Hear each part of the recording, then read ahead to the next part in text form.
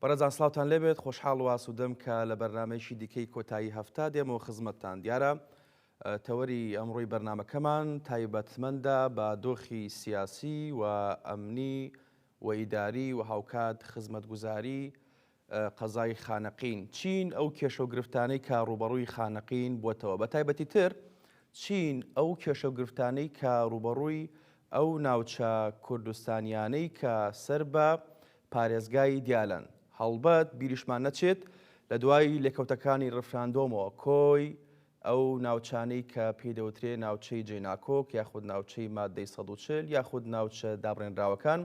ڕوبەڕووی کێشە و گرفتێکی زۆری ئەمنی سیاسی کارجێڕی عسکەری و هاوکات لە دوجاریشدا خزمەتگوزاری بوونەتەوە بەڵام ئێمە ئەمڕۆ مەبەستمانە تیشک یاخود فۆکس بخەینە سەر خانەقین خانەقینێکێکە لە قەزا گەورەکانی عێراق و هاوکات قەزایەکی مێژووی و مێژوویەکی دێرین و دوور و درێژی هەیە و بەدەر لەوەی کە لە ڕووی سیاسی و کارگێڕیەوە چی بۆ خانەقین کراوە خانەقین خاوەنی کۆمەڵێک شوێنەواری مێژوویە تا چەند گرنگی بە شوێنەوارەکان دراوە و لە ڕووی ئیداریەوە چین ئەو کێشە گرفتانی کەوا ڕوبەڕووی خانەقین بۆتەوە لە ڕووی ئەمنیشەوە بە تایبەتی تر لە ماوەکانی ڕابردوو دیارە لە ڕووی ئەمنیەوە گۆڕانکاری لە فەرماندەی ئۆپەراسیۆنی هێزەکان کرا و دیارە پارێزگای دیالەش بەشێک بوو لەو گۆڕانکاریانە بە تایبەتی تر ئەو فەرماندەی پێشوو دیارە دژ بابوونی هێزەکانی پێشمەرگەوە هاوکات ئاسایش بووە لە خانەقین ئەمە تا چەند واکە کە شیرازەی پێکەوە ژیان شیرازەی لێکنزیک بوونەوە شیرازەی کۆمەڵایەتی نێوان پێکهاتە و مەزهبە جیاوازەکانی خانەقین تێک بچێت بیریشمان نەچێت لە خانەقین مەزهبی جیاوازەیە شیعە هەیە سوننە هەیە لە ماوەکانی ڕابردوو کریستیان و جوو هەبوونە و لە نێو کوردیشدا دیارە مەزهبی جیاواز هەیە ئەم جیاوازی خانەقین دیارە لە ڕووی فکریەوە لە ماوەکانی ڕابردوو وەکو چەپکێک گۆڵ ڕنگدانەوەیەکی جوانی نمایندە کردووە پیادە کردەوە پێشانی دەوروبەری خۆی داوە لە ئێستادا بە تایبەتی ڕووداوە سیاسەکان گۆڕانکاری سیاسەکان ئاخۆ نەبوونەتە ئاڵنگاریەک تەحەدیەک دژ بە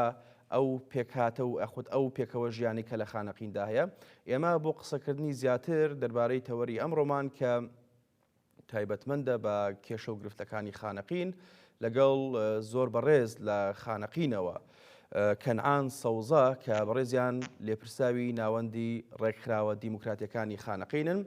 کاک کەنعان سڵاوت لێبێت و سوپاس کە لە خانەقینەوە لەگەڵمان ئامادە بوویت سەرەتاش بۆ دەست پێکەم بەڕێستان وەکو دانیشتوێکی خانەقین پێمان بڵێ کە لە ئێستادا خانەقین چ کێشە و گرفتێکی هەیە بێگومان لە عێراق شار نییە قەزا نیە ناوچە نییە ناحیە نییە گوند نییە کەوا کێشە و گرفتی نەبێ بەڵام خانەقین وەکو ناوچەیەکی کوردستانی و ناوچەیەکی دێرینی مێژووی لە ئێستادا چین ئەو کێشە و گرفتانی کەوا ڕوبەڕووی ئەو قەزایە بوونەتەوە فەرموو بەڵێ سەرەتا دەستخۆشی لە کەناڵی کەرکووکی بەڕێزەکەم دەستخۆشی لە جەنابیشەکەم بۆ ڕەخساندنی ئەم دەرفەتە خێراتە وەکو جەنابەت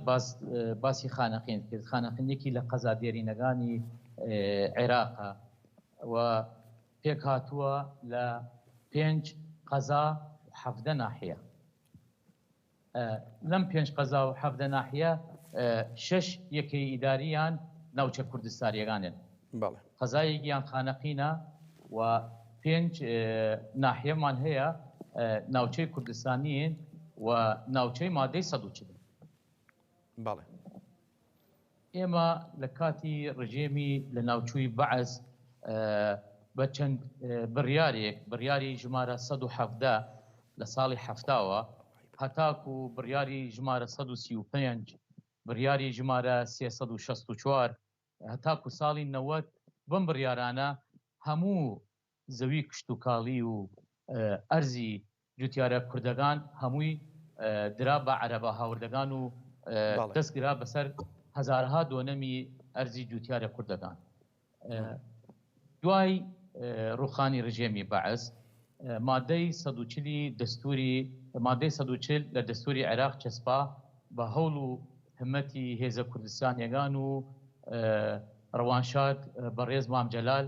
کە خۆی ئەندازیاری ئەو مادە یاساییە بوو ئەو مادەیە زۆر گرنگە بۆ ناوچانەکانی ئێمە بەڵام بەداخەوە کەم تەرخەمی هەیە لە جێبەجێکردنی و ئێمە لە 2005ەوە نووسنگەیەک لێرا کرایەوە بە ناوی نووسنگەی جێبەجێکردنی مادەی 140 یان نووسنگەی خانەقین بڕێوەبەرێکی هەبوو کاک بەڕێزی گیان کاک عەدنان بوو عەدنان مەنسوور هەتاکو ڕووداوەکانی 16 ئۆکتۆبەر ئەو لێرا بوو بەڵام لە دوای ڕووداوەکانی 16 ئۆکتۆبەر ئەو بەڕێزە خانەقینی جێهێشت بەرەو شارەکانی هەرێم ڕۆیشت ئێستا یەکێ لە کێشە سەرەکیەکانی شارەکەمان مادەی 140 مادەیەکی دستوریە و نووسنگەی خانەقین ئەبێت تعبیر لە هەموو شاری خانەقین بکە بەڵام ئێستا بەڕێوەبەری نووسنگەی مادەی 140 خانەقین عەرەبێکی هاوردەیە بەداخەوە یعنی بەڕێوەبەرەکەمان عەرەبە و عەرەب هەبرای ئێمە بەڕێزە بەڵام عەرەبێکی هاوردەیش چون نوێنەرەتی ئێمە ئەکاو کەم ئەو هەموو کورد و تورکمان و ئەوانەی تر ئەو بەڕێزەرگانی تر چون نوێنەرەتیانەکان نازانم ئەوەش خۆی خەڵکی ئەم شارە نییە یعنی یعنی پێ ناکرێت نوێنەرەتی ئێمە بکە ئەوە یەک دوو ئێوە خۆتان داواتان لەلایەنەکان کردووە کە ئەم بەڕێزە یاخود ئەم شەخصە لە پێکاتەی کوردی نییە و نوێنەرەتی ئێوە ناکات کە ئەمەش ڕەنگە لە داهاتووە کێشە و گرفت بۆ دانیشتوانی خانەقین بە تایبەت کوردانی خانەقین دروستکە خۆتان داواتان لەلایەنەکان کردووە بە تایبەت یەکێتی نیشتیمانی کوردستان کە وەکو باڵین ئەو ناوچەیە کە جێ نەفوزی ئەوە و لە خانەقین باڵادەستە تا چەندەوە داواکانتان لە ڕێگەی حزب و لە ڕێگەی یاسا و دەستورەوە ڕەوانەی لایەنی فەرمی کردەوە بۆی کە بێن بەدەمتانەوە و ئەم کێشەیە کە هەیە بۆتانی چارەسەر بکەن بڵێ ئەوە بەم لەم ئەم برادەرە ئەمە ماوەیەک هاتیە ماوەیەکی زۆر نییە لەبەرەوە هەر ئەو نووسنگەیە ئەحمال کرابوو بەداخەوە ئەو برادەرە کاک عەدنان مەنسوور سەر بە لایەنێکی کوردستانی خۆمانە پارتی دیموکراتی کوردستانە ئەو نووسنگەیە جێهێشت ئەو فەراغەت تێما ئیتر لە دیالەوە بە دەرفەتێکیان زانی بۆ ئەوەی کەسێک دابنن لە خەڵکی ئەم شارە نییە خەڵکی شارەبانە خەڵکی خانەقینیش نییە ئیتر ئەو کێشەیە بۆمان دروست بۆ ئێستا هیچ پەیوەندی بە ئەو مەکتەبە ئەو نووسنگە هیچ پەیوەندیگی بە ناو شاری خانەقین نەماوە لە ڕێگای کاک فەهمی بورهانەوە داوا کراوە بەڕێزیان زۆر لەسەر خەتە هەوڵی جددی ئەدا بۆ چارەسەرکردنی کێشەکان و سەرکردایەتی یەکێتیش ئاگدارن لەوە جگە لە ئەوەیش لە فەرمانبەرەکانی ئەو نووسنگەیشە وابزانم نۆیان عەرەبن نۆ فەرمانبەریانیش عەرەبە یعنی ئەو نووسنگەیە تەواو هیچ تعبیر لە داواکاری و کێشە و گرفتەکانی شارەکەمان ناکە بەڵێ کاکە لە ماوەکانی ڕابردوو ینی زۆر نابێت لە ماڵی سەرۆک مامجەلال ڕۆحی شاد بێت دیارە بە هەوڵەکانی سەرۆک بافڵ ئەوە ڕاگەیەندرا کە دووبارە مادەی 140 کاری لەسەر دەکرێتەوە و دووبارە هەنگاوەکان بە شێوازێکی پراکتیکی عەمەلی تەطبیقی هەنگاوی جددی و فعلی بۆ ئەندرێت بۆی کە ئەم کێشە و گرفتانی کە لەم ناوچانە هەن چارەسەر بکرێت و پراکتیزەکردن یاخود تەطبیقکردنی ئەم مادەیە بە تایبەت بۆ خانەقین تا چەند گرنگەوە تا چەند پێویستە بە فعلی کاری لەسەر بکرێت بەڵێ ئەوە زۆر گرنگە بەڕاستی هەوڵ و ماندووبوونی سەرۆک بابڵ تاالبانی جێی دڵخۆشی و ئومێدێکی زۆر بەخشی بە خەڵکی ناوچە دابڕاوەکان و هیوادارم ئەو هەوڵ و ماندووبوونیە کە بەڕێزیان هەتاکو ئێستا یعنی هەوڵێکی جددی داوە و کەناڵێکی زۆر باش لەگەڵ هێزە عێراقیەکان کردوتەوە و دەرفەتێکە بۆ ئێمەش ئەو هەوڵ و ماندووبوونەی بەڕێزیان یعنی لێرە سوودی وەرێ بگرین بۆ تەفعیلکردنی مادەی 140 کاکە جگە لەوانش ئێمە وەکو کورد لە سەدا 21 دیالەین ڕێژەی کورد لە دیالە سەدا 21 ئێمە لە پۆستە ئیداریەکانی پارێزگای دیالە لە سەدا یەک پشکی ئێمە نییە ئیساتە، لە سەدا یەک پشکی کوردە. لە هەموو بەڕێوەبەرە گشتیەکانی پارێزگای دیالە یەک کورد لە پۆستێک نییە، وەکو استحقاقی انتخابی، وەکو دووەم پێکهاتە لە عێراق زۆر غەدرمان لێکراوە.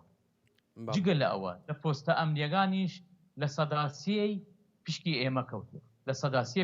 پۆستە ئەمنیەکان. ئەوەیش غەدرێکی ترە لە خانەخین دەکرێت. هەر وەکو استحقاقی انتخابی ئێمە یەکەمی بازنەی چواری خانەخینین لەسەر ئاستی پارێزگای دیالە. 22,000 دەنگمان هێناوە وەکو استحقاقی انتخابی، وەکو پێکهاتەیەکی سەرەکی عێراق هیچ مافی خۆمان نەبردووە، نە لە پۆستە ئەمنیەکان نە لە پۆستە ئیداریەکان. جگە لە ئەوە ئێستا شەڕی ئەوەکەن قایمقامەکەمانیش دوورخستنەسێ، قایمقاممان بە وەکالەتە ئیسا. چێنە و لایەنانی کەوا شەڕیەوەکن قایمقامیش بەرناخۆ ینی لایەنی فەرمی عێراقین یاخود لە ناوخۆشدا زۆر جار باس لەوە دەکرێت کاڵێن یەک ڕیز نەبوونی لایەنە سیاسیەکان ئەمە هۆکارێکە بۆی کە مافە دەستوریەکان مافە ڕەواکانی کورد لە ناوچە دابڕێنراوەکان بەدەست نەهێنرێتەوە، کەواتە لە دوای لێکەوتەکانی ڕفراندۆم و ڕووداوەکانی ئۆکتۆبەرەوە تا چەند خانەقینیش پێویستی بەوەیە کە لایەنە سیاسیەکان هەمووان وەکو یەک تیم، وەکو یەک دەست، وەکو یەک هەڵوێست بە یەک پاکێج کار لەسەرەوە بکەن کە هەمووان داوای مافەڕەوەکانی کورد بکەن لە خانەقین و کۆی ناوچەکانی مادەی 140. ینی خانەقینیەکان تا چەند باس لەواکەن ئەگەر بۆ نمونە لە هەرێمی کوردستان یاخود لە شارەکانی دیکە ئەگەر کێبڕچەی سیاسی هەبێت، بەڵام تا چەند گرنگە لە خانەقین و ناوچە دامڕێنراوەکان ڕەنگ نەداتەوە بۆی کە هەمووان بە یەک تیم بە یەک دەست بە یەک ڕیزی بتوانن کۆی ئەو پۆستانێکەوە بەپێی ئەستحقاقی هەڵبژاردن لە سنووری پارێزگای دیالە هەن بۆ کورد دووبارە فراهەم بکرێتەوە و بەدەستیان بهێنینەوە. ڕاستە کاکەوە زۆر گرنگە و خەڵکیش چاوی لە حزبە کوردستانیەکانە. ئێمە وەکو یەکێتی نیشتیمانی کوردستان دەرگامان کراوە بووە هەردەم بۆ هەموو لایەنە سیاسی لەگەڵ یانیش قسەمان کردووە لە هەڵبژاردننی پێشووی 2021 پەرلەمانی عێراق، بەڵام بەداخەوە ڕازی نەبوون لەگەڵمانە بە یەک تەکەتل بەشداری انتخاباتەکە بکەین بە یەک لیست. پێیان باش نەبوو لە کۆتاییدا هەر خەڵکی بە شەرەفی خانەخین ئەو هەوڵ و ئەرک و ماندووبوونەی یەکێتی نیشتیمانی کوردستانیان لە بەرچاویانە لە موقعی بەرپرسیارەتیەوە هەمویان دەنگیان بە کاندیدەگەی یەکێتی نیشتیمانی کوردستانیاندا و ئەو دەنگدانە تعبیرەکە کە خانەقین و خانەقینیەکان باش بیرەکەنەوە، کوردایەتیانە باشە بیرەکەنەوە لەم شارە، با ئێمەش وەکو لایەنە سیاسیەکان با ئەو هەستە کە لە لای خەڵکی خانەقین هەیە با لای ئێمەش بین، بۆ یعنی کورد لێرە یەکدەست نەبێ، بۆ کە ڕوبەرووی تەحەدایەکی زۆر گەورە بینە لێرە. ئەو لایەنانە ئێمە مەندەلی مدیری ناحیەی مەندەلی استحقاقی انتخابی خۆمانە گۆڕیانە دوور لە یاساگان. ئێستا مدیر ناحیەی مەندەلی بەداخەوە هی ئێمە نییە، کورد نییە، هەروەها هەوڵە دەن هەوڵێکی زۆرە دەن بۆ ئەوەی مدیر ناحیەی سەعدیش یعنی بۆ خۆیان بیبن، هەرچەند باشە زانن استحقاقی انتخابی هی کوردە وەکو استحقاقی انتخابی هی کوردە و بە تایبەت هی یەکێتی نیشتیمانی کوردستانە. جگە لەوە کێشانە کاکە ئێمە کێشەی زۆرترمانیش هەیە. دوو فۆرمی جیاواز هین کراوە وەکو ئالیەتێک بۆ چارەسەرکردنی کێشەکانی خانەقین لە ڕووی مادەی 140ەوە. فۆرمێکیان پێ ئەڵێن استمارەت ئیعادەت وافر، کەواتە ئەو عەرەبە هاوردانە لێرە نیشتەجیێن گەڕانەوە بۆیان بکەن بۆ پارێزگاکانی خۆیان. ئەوانەی لە ئەحسای 57 لەم شارە نەبوونە لە خانەقین ئەبێ بگەڕێنەوە کە بە شاڵاوی تعریب هاتوون بۆ ئەیرا. ئەوانە من ئامارێکم لایە نزیکەی 2000 عەرەبی هاوردە لە هینیان وەرگرت 20 میلیۆنەکەیان وەرگرت و نفوس و بایعەکانیان نەقل کرا بۆ شارەکانی خۆیان. بەڵام بەداخەوە دوای 16 ئۆکتۆبەر وردە گەڕانەوە سەرەڕای ئەوەی بە پێی مادەی 140 نەقلی بایعەکانیان کردنەوە، نەقلی نفوسیان کردەوە. کەواتە ئەمە بۆ خانەقینیشە ڕاستە، چکە لە ئێستاشدا لە کەرکووک و ناوچەکانی دەوروبەری کەرکووک ئەو عەرەبە هاوردانەی کەوا لە دوای 2023 قەرەبوو کرانەوە و بەڵام بۆ مەرجێک کە بگەڕێن ناوچەکانی خۆیان لە ئێستاشدا لە سنووری خانەقینیش بە هەمان شێوازە دێنەوە سەر زەوی وزاری جوتیارانی کورد و ناوبەناو هێرشەکە نەسەریان و هەڕەشەی داگیرکردنی زەویەکانیان دەکەن، کەواتە بۆ خانەقینیش ئەم شتە ڕاستە. ئێمە لە هەروەها 2500 گریەبەستی کشتتوکاڵی قەرەبوو کراون، کەواتە ئەلغا کراوە عەقدەکانیان کە کاتی بەعس بووە نزیکەی 5000 گریەبەست بۆ عەرەبی هاوردە لێراکرێ لەم شارە لەسەر زەویزاری کورد. ئێستا ئەوانیش بە پێی فۆرمەگە 7 لاپەڕەیە، 7 لاپەڕەیە ئەو فۆرمە. لەناو ئەو فۆرمەیش مادەی 140یان یعنی غەدرێکی زۆر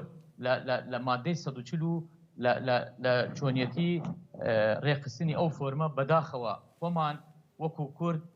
بە وردبینیەوە سێری ئەو ئالیەتانە ناکەین. هیوادارم لەمە دووە بەڕێز کاک خاڵی شوانی بێتە سەرخەت بۆ ئەو فۆرمانە بە وردبینی و سێریکار لەبەرەوە ئەوە اختصاص و شارەزایی خۆیە بۆ عەرەبە هاوردەکان بە مڕەحەل ناوەبن لە ناو فۆرمەکان. یعنی خۆی مادەی 140 دوو شەی تێدایە، مڕەحەل وافد بۆ عەرەبە هاوردەکان، مڕەحەل بۆ کوردە ئاوارەکان. ئێستا گۆڕیانە، ئێستا بە وافدەکان ئەڵێن مڕەحەل تەرحیل کراوە لە خانەقین و مەحزەری شوهودیان هەیە لە دێ فڵان بۆ تەرحیل کراوە و ئێستا بۆ نمونە لە ناسریەیە بۆ ئەوەی قەرەبوو بکرێت. تەرحیل چۆن کراوە؟ ئەو وافدە و گەڕاوەتەوە بۆ شوێنەکەی خۆی. یعنی ئەو دووشانە ئەبێ بە وردی مامەڵەت لەگەڵیان بکرێت. ئەوە تێبینیکی ترە. جگە لە ئەوانە ئێستا ئێمە 2000 نەقل نفوس کراوە، 2500 عقودی زراعیان ئەلغا کراوە، تعویزیانیش وەرگردووە، بەڵام بە وەکو پێویست میزانیە دانەنرێت لەلایە حکوومەتی مەرکەزیەوە بۆ ئەوەی مادەی 140 بەردەوام بێت. کوردێکی زۆر ماوە، وابزانم 11000 کورد لێرە قەرەبوو کراون بە پێی ئامارەکانی دوژنەی باڵای مادەی 140 کە لەسەر سایتەکانی خۆیان دایان ناوە. و هەر لە دوای ڕووداوەکانی 16 ئۆکتۆبەر 3522 خێزانی کورد لەم شارە ئاوارەی شارەکانی هەرێمن لە خانەقین ئێستاکە نەگەڕاونەتەوە نا و بەردەوامیشە دەرچوون لێرە بەردەوامیشە بەداخەوە. بەڵێ کەواتە ئەنی بێنە سەر بابەتی ئەمنی کاک کەنعان. لە ڕووی ئەمنیەوە دیارە باسی سنتەری خانەقین ناکەم، باس لە ناوچەکانی دەوروبەری خانەقین دەکەم یاخۆت ئەو ناوچانەی کە پێدەوترێ ناوچە کوردستانەکانی سنووری پارێزگای دیالە. دیارە داعش لە ئێستاشدا هەرماوەوە ناو بەناو کردەوەی تیرۆریستی ئەنجامەدات. چین ئەو مەترسیانی کە لە ڕووی ئەمنیەوە کە داعش خوا نەخواستە بیەوێ کە زیان بە خانەقین و دەوروبەری خانەقین و کۆمەڵانی خەڵکی خانەقین بگەێنێت، لە ڕووی ئەمنیەوە تا چەند دەوروبەری خانەقین یاخود ئەو ناوچە کوردستانیانە کۆنتڕۆڵ کراون بۆی کە داعش نەتوانێت زیان بە دانیشتوانەکەی بگەێنێت. بەتایبەت یعنی لە ماوەکانی ڕابردوو کۆمەڵێک گوند و کۆمەڵێک ناوچەی کوردی دەوروبەری خانەقین ینی داعش زیانی پێیان گەیان و هەندێکیان خاپوور کران. ئێمە گوندە کوردنشینەکانی دەوروبەری خانەقین لەبەر وەزعی ئەمنیان هەمووی چۆڵ کران،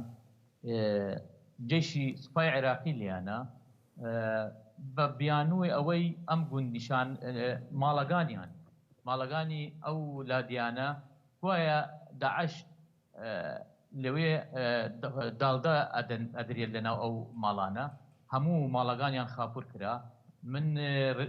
بەر لە ماوەیەک ڕێکخراوی ئەنامل الخەیر ڕێکخراوێکی مەدەنیە لەسەر ژینگە ئیشەکە وا مەزەندە ئەکرێ 22,000 زەوی کشت و کاڵی کورد ئێستا ناکێڵێت، یعنی جوتیارە کوردەکان لەسەر ئەرزەکانی خۆیان نەماون، ئەوە لە ڕووی اقتصادیشەوە تەسیر لە ناوچەکە ئەکا و لە شاری خانەقینەکە، هەم لە ڕووی لادیەکان چۆڵە بێن ئەوەنە ڕوو لە ناو شارەکەن، لە ڕووی بێکاری زیاد ئەبێ، هەم لە ڕووی ژینگەویشەوە. لە ڕووی ژینگەوە ئەو زەویە کشت و کاڵیە سەرتەرک کراوە و لە ڕووی ئەمنیشەوە وەکو پێویست نین هێزە ئەمنیەکان وەکو پێویست نین تەنسیقی لە نێوانیان نییە، خەڵکەکە متمانەیان بەو هێزە ئەمنیانە نییە لەم ناوچانە وەکو هێزەکانی خۆمان وەکو ئاسایش و پێشمەرگە ئەوانە، بۆیە خەڵک وردە وردە لە شارەکە دەرەچن کۆچەکەن بۆ بەڵێ کەواتە پڕکردنەوەی بۆشایی ئەمنی بەتایبەت لە ماوەکانی ڕابردوو یاخود لە چەند ڕۆژی ڕابردوو سەرۆک بافڵ لە بەغداد لەگەڵ وەزیری بەرگری عێراق کۆبەوە بۆی کە زیاتر هەماهەنگی نێوان پێشمەرگە و سوپای عێراق هەبێت و هەماهەنگیەکان تەنها ئاڵگۆڕی زانیاری نەبن بەڵکو هەماهەنگی جددی و فعلی بن و جەخت لەسەر ئەوە کرایەوە کە هەنگاوی فعلی بنرێت بۆی کە ناوچەکانی بۆشایی ئەمنی پڕ بکرێنەوە. پڕکردنەوەی ناوچەکانی بۆشایی ئەمنی بە پێشمەرگە و بە سوپا و بوونی هەماهەنگێکی تۆکمە و پتە و لە نێوان هەردوو لە ئەمە تا چەند ئەتوانێ کە خانەقین و دەوروبەری خانەقین و ناوچە کوردیەکان بپارێزن و پارێزراو بێت و خەڵکیش لە ڕاوکێ و لە سترێس و لە قەلەقا نەبێ، بەڕاستی خەڵک دردۆنگ نەبێ بۆی کە ناوچەکانی خۆی بەجێ بێڵێ. بەڵێ ئەو هەنگاوە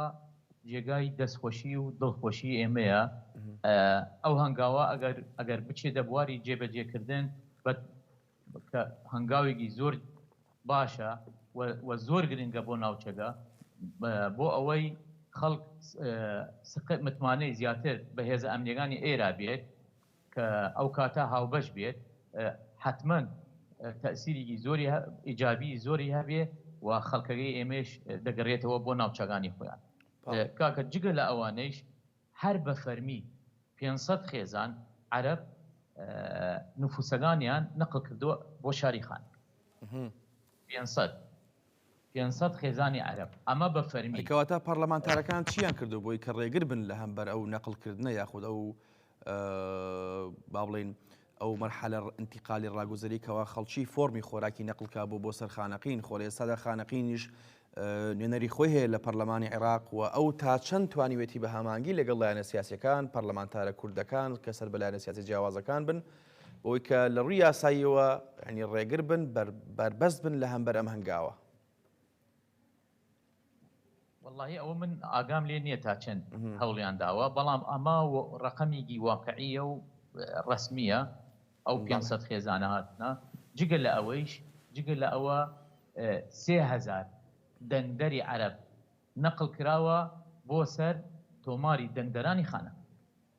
هەر لە دوای 16 ئۆکتۆبر. ئەمانە ئاماری دەقیقن کەواتە 3000 دەنگدەری عەرەب بە دوور لە ڕێنمایەکانی کۆمیسیۆنی هەڵبژار. لەبەرەوە ناکرێت هەر خۆی لە هەڵبژاردننی 2021 کە پارێزگای دیالە کرا بە چەند بازنەوێکەوە، ناکرێت بە پێی ڕێنمایەکانی کۆمیسیۆنی باڵا ناکرێت لە بازنەیەکەوە خەڵک دەنگ بگۆز نەقل بکەن بۆ بازنەیەکی تر. بەڵام لای ئێمە پێشتر کردو ئەو نەقڵە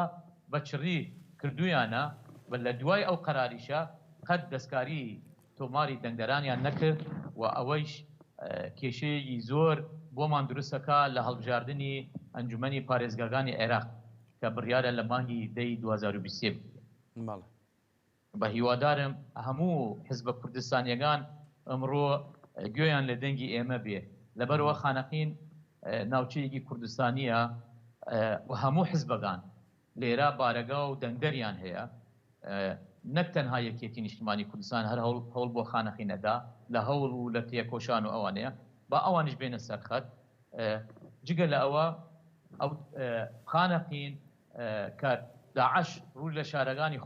خواری عێراق کرد، لێرە بە دەیان هەزار کۆچبەر لێرە بوون. ئێستا ئەوانیش نەگەڕانەتەوە زۆربیان نەگەڕانەتەوە بۆ ناوچەکانی خۆیان ئەوانیش لێرەمانێتەوە ئەوانیش هەوڵی ئەوە دەن نەقلی نفوس و ئەوانە ئەەکەن بۆ شاری خانەکە. بەڵێ باشە کاکەنان ئەمە هەنگاوێکی سیاسیە یاخود بۆ نمونە ئەو خەڵکی کە دێن ڕۆکەنە خانەقین خۆڕستکانە کەش و هەوای خانەقینیان بەدڵە لە خانەقین کار و کەسابەت و ئیشوکار هەیە ئێمە خۆمان زان ینی بۆ نمونە بۆ کۆچکردن دوو هۆکارەیە و کارێکیانەوەی یاخود لایانی بەرامبەر کە و شوێنێکەوە کۆچی بۆ کەی سەرنجڕاکێشە یاخود ئەو ژنگەی کەوا خۆت تێژی ژنگەیەکە پاڵنەرە بۆی کە کۆچ بکەی بەڵام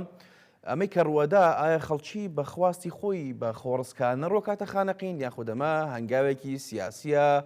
و ڕەنگە تەوەجوهات و ئایدۆلۆژیای فکری حزبی نەتەوەیی لە پشت بێت و چ جای ئەوەی کە ڕەنگە بگاتە معادلاتی ئیقلیمیش بۆی کە ئەم خەڵکانە کۆچکەن بۆ خانەقین دەوروبەری خانەقین تاوەکو لە داهاتووە لە 50 ساڵی داهاتووە لە ڕووی دیموگرافیەوە دیموگرافەتی ئەم ناوچانە بگۆڕدرێت کەواتە بە بۆچوونی ئەوکو خەڵکی خانەقین چین ئامانجەکان یاخۆ چین هەنگاوەکان و خەڵک بۆچی کۆچەکە بۆ خانەقین ئاخۆ بابەتەکە خۆڕستکە یاخۆ بابەتێکی سیاسیە بەشێکی زۆری سیاسیە بابەتێکی سیاسیە بەشێکی تری ئەو بەرا عەرەبانە کە ئیساتە بەهۆی داعشەوە هاتن بۆ ئێرە متمانیان بە هێزە ئەمنیگان نییە کە لە ناوچەکانیانن ئەترسن بگەڕێنەوە بۆ شوێنەکانی خۆیان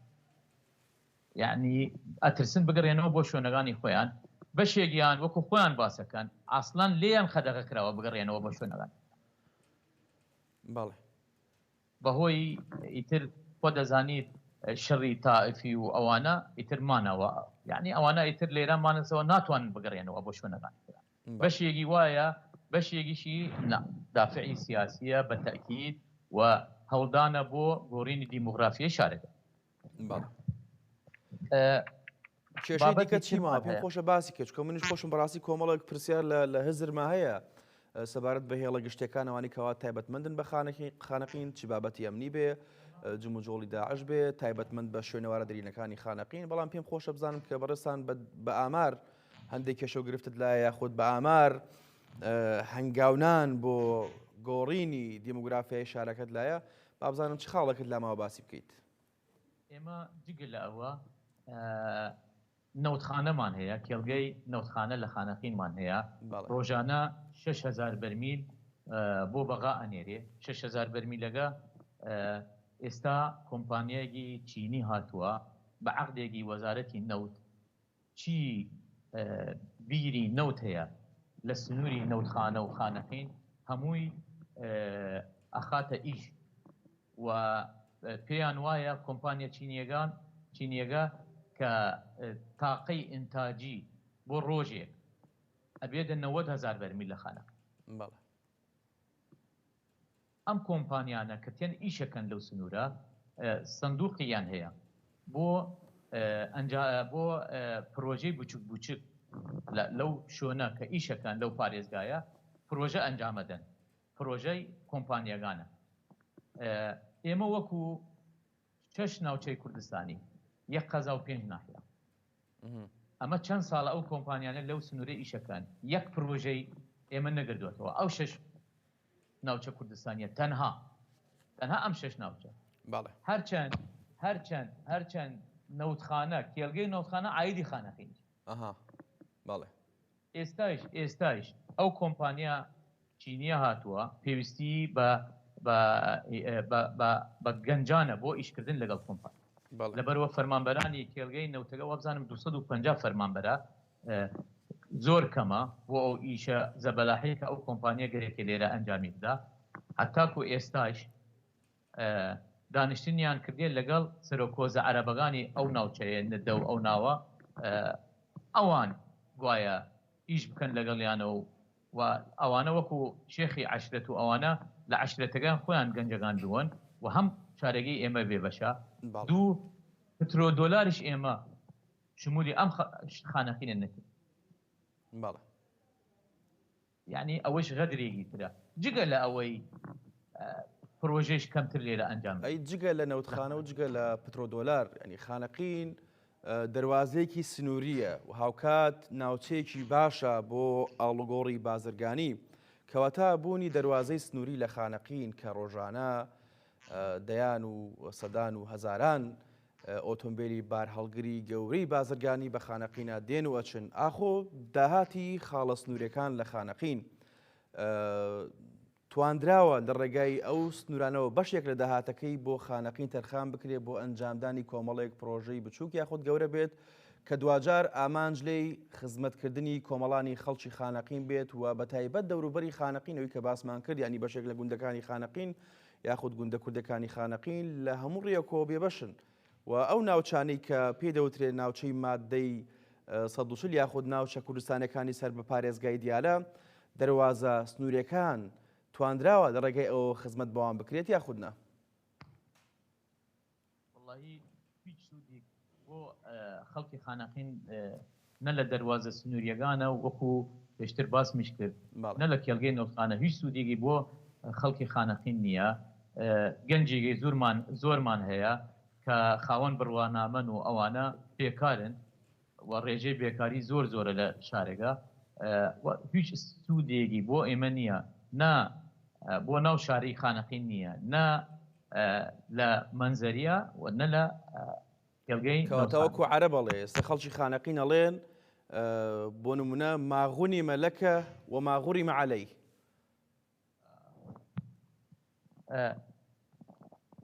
جگە لە ئەو کێشانش کێشەی ترمان هەیە کە مەسەلەن بۆ نمونە بەڕێوەبەری پۆلیسی خانەقین بەڕێز پێشتر بەڕێزێک بوو و لە پۆستەگەی خۆی کە پلەی بەرز بووەوە لە پۆستەگەی خۆی لێرا دەرکرا، یعنی تۆ سەرەوەی تر یەکسەر بێ ئەوەی پرس لە حکوومەتی مەحەلی شاری خانەقین بکەن لەوراوە لە دیالەوە بۆ خۆیان بە ئارەزوو خۆیان ئەفسەر ئەنێرن. ئەویش دوای هەوڵ و مندوبوونی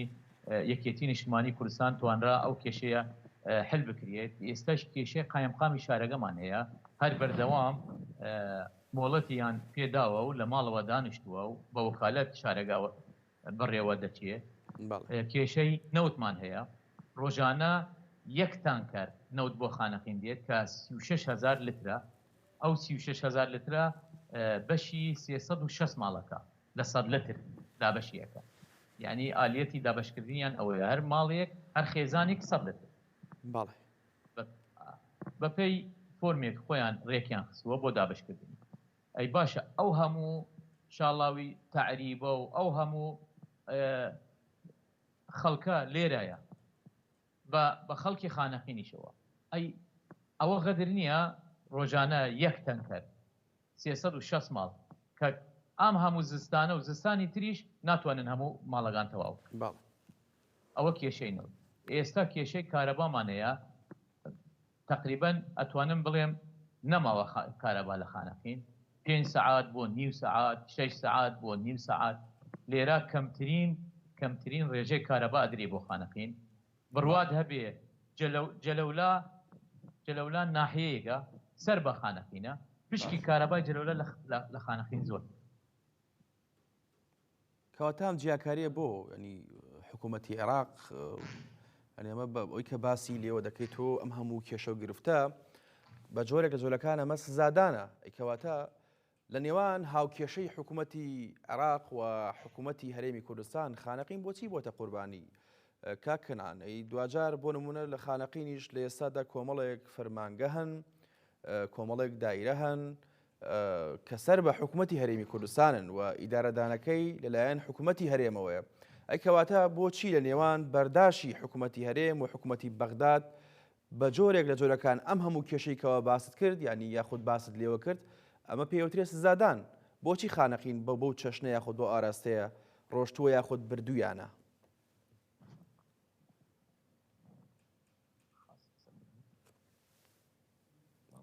کاکەنانەگەر گوێی بیستی منیت دیارە باسم لەوە کرد ئەوەی کە بەڕێستان ئاماژتان بۆ کرد بە جۆرێک لە جۆرەکان خانەقین ینی سزا دراوە، کەواتە ئەم هەموو کێشە و گرفتەی کەوا هەیە لە خانەقین و بۆچی تاوەکو ئێستاکە چارەسەر نەکراوە؟ ئەی باشە لە ڕووی خزمەتەوە، لە ڕووی کارەباوە، لە ڕووی دابینکردنی سەرەتاییترین مافی هاوڵاتیانەوە خانەقین بۆچی بەم ئاراستەیە گەیشتووە؟ وەکو ڕۆنیشەوە ئاشکرایە ینی خەڵکی خانەقینیش باشتر درکی پێکەن و هەستی پێکەن لە ئێستادا کۆمەڵێک یاخود لە ماوەکانی ڕابردووشداوە بەر لە لێکەوتەکانی ڕفراندۆمیشەوە کۆمەڵێک فەرمانگەی حکومی هەن کە سەربەهارێمی کوردستانن بەڵام لە خانەقین بوونیان هەیە. بەڵام ئەم هەموو کێشانێکەوە بەڕێستان باسی لێو دەکەن کەواتە خانەقین لەلایەن هەردوو حکوومەت کە حکوومەتی یاخود ئیتیحادی حکوومەتی ناوەندیە و حکوومەتی بەغدادا یاخود حکوومەتی هەرێمی کوردستانە سزا درراوە. زۆر باشە دووبارە دێم وڵات بەڕێز کەنعان ئەوەی کە مەبەستمە بپرسم بەڕاستی بۆچی خانەقین لە نێوان حکوومەتی ئیتیحادی یاخود حکوومەتی ناوەند و هاوکات حکوومەتی هەرێمی کوردستان بە جۆرێک لە جۆرەکان ئەم هەموو کێشەی کە باست لێوە کرد ئەمە سزایە، ئەمە عقوبەیە، ئەمە خزمەتکردن نییە بەڕاستی. کەواتە بۆچی خانەقین و خانەقینیەکان و ناوچەکانی دەوروبەری خانەقین بەم ئاراستەیە بردراون؟ هۆکارەکان چین؟ هەر یەک هۆکاری هەیە لەبەرەوە ناوچەیەکی کوردستانیە و خانەقین هەموو خەڵکی خانەقین ئێستا بڕۆ ناو خانەقین بڵێ کاکە لە سەدا چەند پێدان باشە شارەکەدان بگەڕێتەوە سەر هەرێم باوەڕ بکە یەک کەس لەم شارە نییە بە عەرەب و بە تورک و بە کوردیەوە یعنی تەئیدی ئەو قسە نەکا بڵێ لەسەر هەرێم بابی. ئەوە یەکێک لە هۆکارەکانیە ناوچەیەکی کوردستانیە مێژوویەکی دێرینی هەیە ئەم شارە هی کورد بووە هەیە هەر هین کوردیشە لە دەنگدانەکان ئەوانیان ئەوەیان سەلماندووە دیارە ئەوە جێگەی یعنی هینە جێگەی یعنی بۆ ئەوەی کراوە کە بەدەسەڵاتدارانی شۆڤێنیەکانی عێراق پێیان ناخۆشە ئەو هەموو دەنگە و ئەو هەموو کوردایەتیە لەی شارە دەکرێت کە پێیان باش نییە ئەوە بکرێت. جگە لەوەیش هەوڵەدەن مەسەلەن وەکو ناحیەی جەلەولا جای بکەنەوە لە خانەقین ڕۆشتنە پەروەردە لەورا بەڕێوەبەرایەتی پەروەردەیان بۆ جەلەولا و قوتابخانەکانی جەلەولا و دەوروبەریان کردێتەوە. ئێمە یەک قەزایە ئەکرێت لەناو یەک قەزا دوو پەروەردە هەبێ بەڕێوەبەرایەتی پەروەردە هەبێ. جگە لە ئەوانەیش ئێستا ئەو قوتابخانەی قەرەتەپە و جەبارە و سەعدیە و جەلەولا دابڕاون لە پەروەردەی خانەقین. پەروەردەی خانەقین بۆ تەنها قوتابخانەکانی خانەقین. جگە لە ئەم کێشانەی هەوڵەدەن مەسەلەن جێگیری پەروەردەی هەوڵیان داوە و ئێستاش جێگەری پەروەردەی بەڕێوەبەری پەروەردەی خانەقین هی عەرەب بێ. بەڵام بۆ ئێمە نییە مەسەلەن جەلەولا کوردی تایە جێگیری بەڕێوەبەری پەروەردەی جەلەولا با کورد نییە. هەوڵەدەن لێرە زۆربەی فەرمانگەکان مدیری قوتابخانەکان بکەنە عەرەب و بێبەشی خەڵکی ئەم شارە بکەن کە ساڵانێکە مامۆستای خانەقینە جێگای شانازیە لەسەر ئاستی عێراق و لە هەرێمیش. هەوڵەدەن ئەوان لەسەر کارەکانیان لا بدەن و خەڵکی خۆیان بێنن لێرە لە خەڵکی سەعدیە و قەرەتەپە و جەلەولا ئەوانە لێرە بکەنە بڕێوەبەری قوتابخانەکە خەڵکی شارەکەیش نین. بەڵێ وش لە ڕووی پەروەردەوەیە جگە لە ئەوە دەوامی قوتابخانەکانی خانەقین سێ دەوامە لە هەفتی بەیانی بۆ لە دەوە بۆ یەک لە یەکەوە بۆ چواری ئێوار سێ دەوام لە ناو قوتابخانە لەبەر کەمی بینای قوتابخانەکان. جگە لەوە قوتابخانەمان هەیە یعنی مەترسی هەیە بڕۆ خێتە سەر خوێندکاران ئەوەنە کۆنە ئەوەنە بیناگەی کۆن ئەوەنە کۆنە هێن کاتی بەر لە ڕێژەمی باس نۆچەند نکراوەتەوە لێرە ئەو گریە بەست و ئەوانەیش هەروەکو شارەکانی تری عێراق ئەوانەی بە مقاوەڵات ئەوانەی کردیان هەمووی گەندەڵی تیا هەیە و ئەوانەی تیا هەیە و ئیشەکان بە باشی جێبەجێ ناکرێت. ئەوەش کێشەیەکی ترە لە ڕووی تعلیم و ئەوانەیە پەروەردە و فێرکردن. لە ڕووی نەخۆشخانەمان ئەوەنە کۆنە هەر زۆر کۆنە و ژمارەی کارمەندانی تەندروستیمان زۆرە و بنکەی تەندروستیمان کەمە و نەخۆشخانەمان ئەوەنە کۆنە پێویستی ئەم شارە بە نەخۆشخانەیەکی باش هەیە بنایەکی گەورەی هەبێ باش بێ ئەوەش نیمانە هین پرۆژێ ئاوەکە هەر نەمایە خەڵک لێرە زۆربەی شارەکانی گەڕەکەکانی خانەقین لە بیریان لە ئاوی بیرە پرۆژێ ئاومانی زۆر کۆنە و بەشی شارەکە ناکە ئەمانە هەموو کێشە و گرفتن بەڵێ باش کاکەنعان لە ماوەکانی ڕابردوو دیارە خانەقین بەوە ناسراوە کە فرەپێکاتە و فرە مەزهبەوە لە نێو کوردیشدا مەزهبی جیاوازی تێدا هەیە مەبەستم ینی ئەوەیە کە لە ماوەکانی ڕابردوو بە تایبەت کاکەیەکانی سنووری خانەقین و دەوروبەری خانەقین لەلایەن تیرۆرستانی داعشەوە چەندی جار ینی هێرش کرایە سەریان و قوربانیاندا و بوونە قەڵغانێک بۆ بەرگریکردن لە شوناس و قوسیەتی کورد لەو ناوچانە کەواتە لایەنە سیاسیەکان بە تایبەت ئێوەکو یەکێتی نیشتیمانی کوردستان تا چەند هەوڵتان داوە لەگەڵ هێز ئەمنیەکان هەماهەنگ بن بۆی کە کاکەیەکان وەکو خەڵکێکی ڕەسەنی ئەو ناوچەیە پارێزراو بن چونکە ڕەنگە سراعی ئەوان لەگەڵ داعش ینی سراعێکی جیاوازتر بێ ڕەنگە سراعێکی ئایدۆلۆژی و فکری بێت چونکە هەرچەندە داعش لە ڕووی ئینسانیەوە خاوەنی هیچ قیەم و مەبدە و پرەنسیپ و هیچ بەهایەکی باڵای مرۆڤایەتی نییە بەڵام دوجار چی کراوە لە خانەقین بە تایبەت هەماهەنگیەوە لەگەڵ هێز ئەمنیەکان بۆ پاراستنی کاکەیەکانی ئەو سنوورە و بە تایبەت گوندەکانی دەوروبەری خانەقین ئێمە تەنها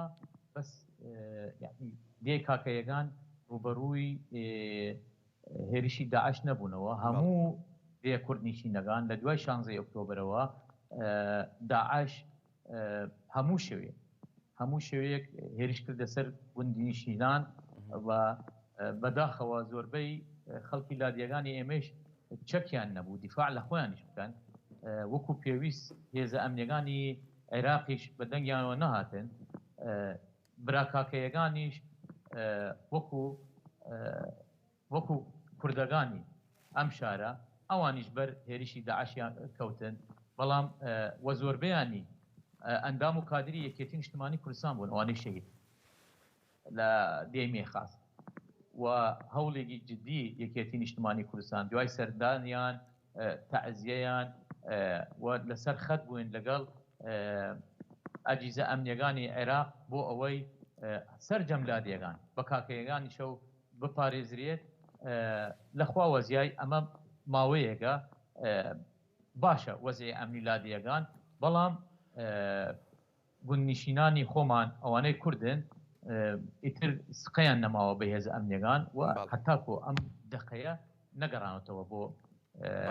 شوێنی خۆیان باش ئەوکو دوای پرسیارم دیارە کاتمان بەرە و تەواو نەچێت خانەقین خاوەنی کۆمەڵێک شوێنەواری مێژووی دێرینە و لە ماوەکانی ڕابردوو کریستیان و جوش لە خانەقین هەبووە بێگومان ئەوانیش مەعالم و ڕەمزی خۆیان هەیە لە خانەقین ئاخۆ لەلایەن حکوومەتی عێراق و حکوومەتی هەرێمشەوە یاخود ڕێکخراوەکانیش لە هەمان کاتدا هیچ هەنگاوێک نراوە بۆی کە شوێنەوارە دێرینە مێژوویەکانی خانەقین نۆژەن بکرێنەوە بڵێ ئێمە شوێنەواری دێرینمان هەیە وەکو پردی دێرینی خانەقین ڕەمزی خانەقینە ئینمان هەیە کەنیسەمان هەیە لە پاشاکۆپی کەنیسەیەکی دێرینە هەروەکو خۆی ماوەتەوە خەڵک پارێزگاری لەو کەنیسەیە کردیە خەڵکی خانەقین و لەگەڵ بە هەماهەنگی لەگەڵ ڕێکخراوەکان بەردەوام نۆژەنیشیەکەن و ئەو شوێنەوارانە پارێزراوە لەلایەن خەڵکەوە بەڵام بەداخەوە هیچ هەنگاوێک لەلایەن حکوومەتی عێراقی نییە بۆ پاراستنی شوێنەوارەکان بەڵام خەڵکەکەی خۆمان خەڵکە ڕۆشنبێرەکە ئەوان هەوڵەدەن شوێنەوار و ئەوانە بپارێزن وەکو خوالی خۆشببوو بەڕێز مامۆستا محسن عەلی ئەکبەر لێرە مۆزەخانەیەکی کردەوە بۆ کەسایەتە دێرینەکانی شارەکە لێرە چاخانەیەکمان قاوەخانەیەکمان کراوەتەوە بە ناوی قاوەخانەی کەلتوری خانەقین بڕێ شوێنەوار و وەکو دەرگامان هەیە دەرگای هین 1860 یعنی تەمەنی دەرگاکە این ئەو ساڵی 1860 لەناو ئەو چاخانە کەلتوریە ئەو قاوەخانە کەلتوریە دانراوە و خەڵکی ئێرە زۆر زۆر زۆر یعنی تایبەتمەندی و خۆیان هەیە و زۆر پێیان باشە ئەو شوێنەوار و ئەو ئاسەوارە کۆنەی باو باپیرمان بپارێزن بەڵام وەکو حکوومەت هەتا ئێستا بە دەنگی خەڵکەوە ناوەتنە بۆ هیچ پرۆژەیەکیان نەبووە. بەڕێز کەنعان سەوزە سوپاس بۆ تۆ کە لە خانەقینەوە لەگەڵمان بوویت. ئەگەر لە کۆتاییە پەیامێکت مابێ بە کورتی بیگەێنیت سوپاس دەکەین. وەڵام من پەیام بۆ هەموو لایەنە کوردستانیەکان هەیە بێنەوە دەنگی خانەقین و کوردستان کەرکووک و ناوچەکانی دەرەوەی هەرێمی کوردستان لەبەر ئەوە خەڵکی ناوچەکانی دەرەوەی هەرێمی کوردستان ماندوون و جێگای ئەوەن هەموو هێزە کوردستانیەکان بێنە پیدیانەوە لەبەر ئەوە قەت درێغیان نەکردووە لەگەڵ هێزە کوردستانیەکان لە ڕووی دەنگدانەوە لە ڕووی لە هەموو ڕووەکانەوە. بۆیە من ئەوە پەیامێکم هەیە هێزە کوردستانیەکان هەمویان بە یەک دەنگەوە بێن شان بەشانی یەکێتی نیشتمانی کوردستان خەبات بکەن و هاوکاری خەڵکەکە بکەن و هەروەها ئەو هەوڵانەی سەرۆک پاڤڵ جێگای دەستخۆشی و دڵخۆشی ئێمەیە هیواداری بەردەوام بێت لەسەر ئەو هەنگاو ئەو هەوڵانە کێشەی ترمان هەیە ئەگەر بە کورتی بە کورتی ئێمە پێشتر جەنابی کاکوبات بڕیاری زۆر جوانی دابوو کە ئەو فەرمانبەرانە لە ناوچە دابڕاوەکان ئەیانەوێت نەقڵ بکرێن بۆ هەرێم کە ئەوەی قەدەغەی کردبوو یعنی نەئەکرا. ئێستا بەداخەوە فەرمانبەرانمان لێراوە یعنی لە ئیدارەی گەرمیانەوە نەقلی فەرمانبەرانەکەن دیارە میلاکاتیان لێرا کەمە نەقلی فەرمانبەرانی خانەقین بۆ گەرمیانەکەن ئەوانیش ماڵەکانیان ئەبنە سونووری گەرمیان لێرە ئێمە کوردەکانی خۆمان ئەڕۆن بۆ گەرمیان لەورای شاڵاوی تاریب بەردەوامە ئەوە شیگی خراپە. هیوادارم جارێکێتر ئەو بڕیارەی کاکوبات پەیڕەو بکرێت ئەو کوردانەی خۆمانە لەوێن لە سنووری ئیدارەی گەرمیان بگڕێنەوە بۆ ناو شارەکە لەبەرەوە لێرە پێویستیمان بە ئەوان زیاترە. دەستخۆش سپاس بۆ تۆ بەڕێز کەنعان سپاس کە لە خانەقینەوە لەگەڵمان بوویت ببوورە هەرچەندە کاتەکەشمان ینی هەر ئەوە نەبوو و بێگومان کێشە و گرفتەکان زۆرن ئەوەی کە گرنگە دەرچەیەکە یاخۆ دۆزینەوەی دەرچەیەکە بۆ چارەسەرکردنی و ئەرکی هەموو لایەکە بۆی کە کۆی ئەو کێشە و گرفتانەی کە ڕوبەڕووی ئەم ناوچانە ئەبنەوە بەیەکەوە چارەسەریکن با نەچینە چوارچێوەی شعرەکەی ئەحمەد موختار بەگی جاف کە کاتی خۆی وتی لادە شاعر تۆ لە باسی عشق بازی سیرکە چۆن خەریکە چەند کەسێ ئێستان وەتەن وێرانەکەن جاهیلان بۆ ئیسیفادەی ذاتی خۆیان ڕۆژوشە و لەم محیطا منعی علم و سەنعەت و عیرفانەکەن ڕوڕەشی دنیا و قیامەت ئەو نەفاماننکەوە هەجووی قەومی خۆیان بۆ پارویەک نان و ئاوەکەن. بۆیە ئەرکی نووسەران ئەرکی مامۆستایانی ئاینی ئەرکی ڕاگەیاندن و میدیاکارانە ئەرکی لایەنە سیاسەکان و هێزە کوردەکان بەگشتیە کە بتوانن بە یاسا بە دەستور بە دانوستان کۆی ئەو مافەڕەوانەی کورد لەم ناوچانە هەیەتی چارەسەری بکەن و بتوانین کێشە و گرفتەکانیش دەرچێکی یاسایی و سیاسی و دەستوریشی بۆ بدۆزنەوە. بەرنامەی کۆتایی هەفتەی ئەمڕۆم پێشکەشکردن یاخود ئەم هەفتەیەم پێشکەشکردن تا بەرنامێکی تر هەموو لایەکتان شاد و کامەران بن ماڵاوە.